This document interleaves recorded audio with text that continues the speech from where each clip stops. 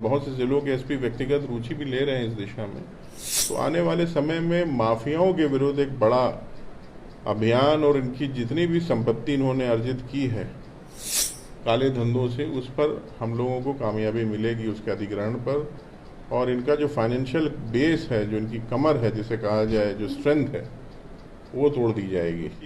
इस press briefing में जो पुलिस मुख्यालय की ओर से हम लोग आयोजित करते हैं, उसमें आप सभी का बहुत स्वागत है। आज का विषय जो हम आपसे बात करना चाहेंगे वो है आर्थिक अपराध इकाई का किस प्रकार से संगठित अपराधियों के विरुद्ध हम लोग अभियान चलाते हैं, क्या कार्रवाइयाँ करते हैं, उसके बारे में जो भी अभी तक के एक्शंस हमारे हुए हैं वो आज आपके साथ हम लोग चर्चा करेंगे उस बिंदु पर।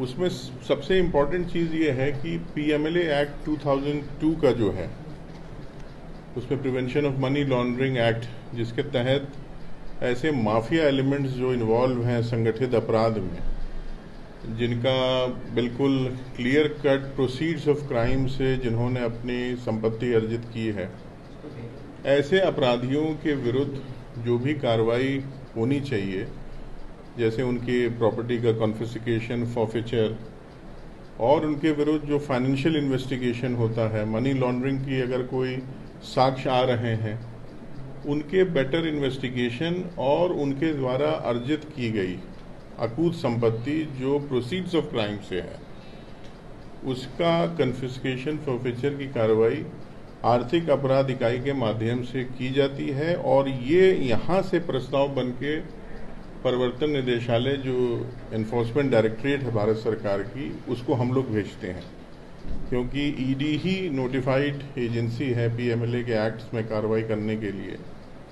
और हमारे यहाँ जो स्टेट की एजेंसीज हैं, जिसमें आर्थिक अपराध इकाई भी है, हमारे यहाँ ऑपरेशंस का है जो नक्सल घटनाओं को देखती है, उनके विरुद्ध अभियान चलाती है।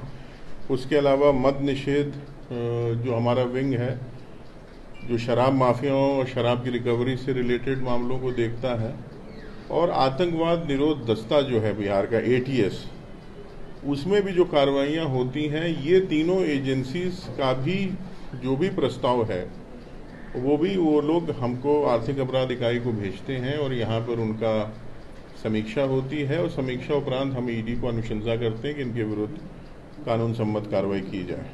तो इसी के तहत आपको ये बताना है कि पिछले 1 जनवरी 2022 से अभी तक हम लोगों ने एक विशेष अभियान इसकी तरफ चलाया था। सभी डिस्ट्रिक्ट के SPs और SDPOs के साथ हम लोग इसमें विमर्श भी करते हैं, समीक्षा भी करते हैं।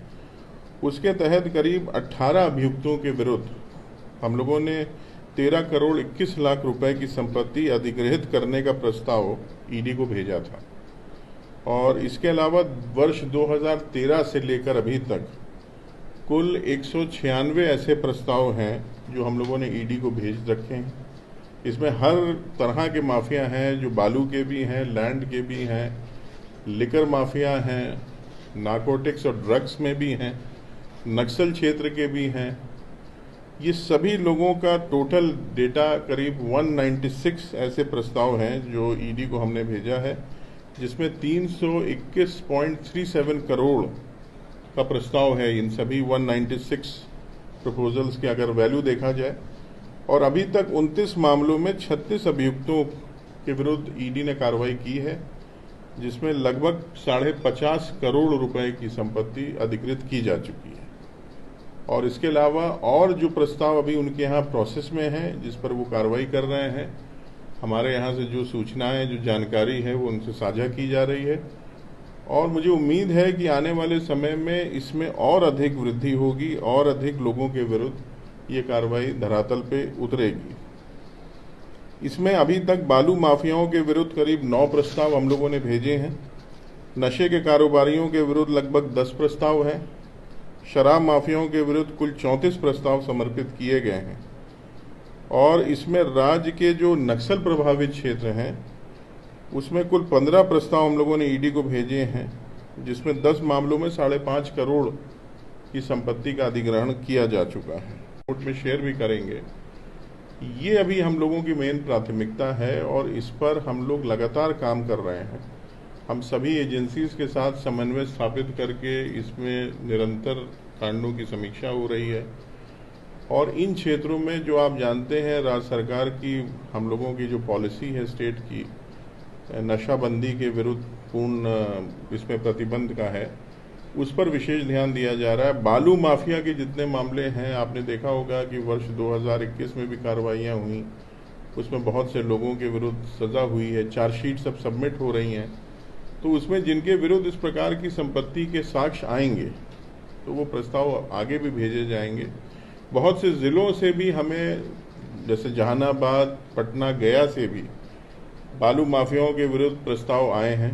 अरवल से भी एक प्रस्ताव आया है, उसके तहत कार्रवाई की प्रोसेस में है। बहुत से प्रतिवेदन अभी हमारे यहाँ समीक्षा अंतर्गत हैं जो इकोनॉमिक ऑफेंसेस यूनिट कर रही है।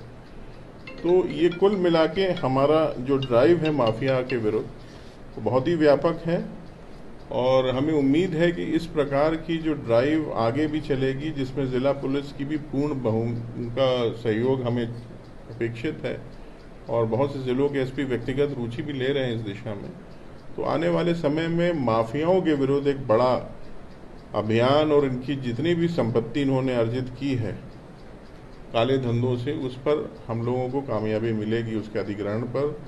और इनका जो फाइनेंशियल बेस है, जो इनकी कमर है जिसे कहा जाए, जो स्ट्रेंथ है, वो तोड़ दी जाएगी, जिससे ये भविष्य में कोई इस प्रकार के ऑर्गेनाइज क्राइम इस राज्य में ना कर सके, और इनका जो भी धंधा नेटवर्क है उसको ध्वस्त किया जा सके। इस पर हम लोग पूरी तरह से कार्यरत हैं। ये इस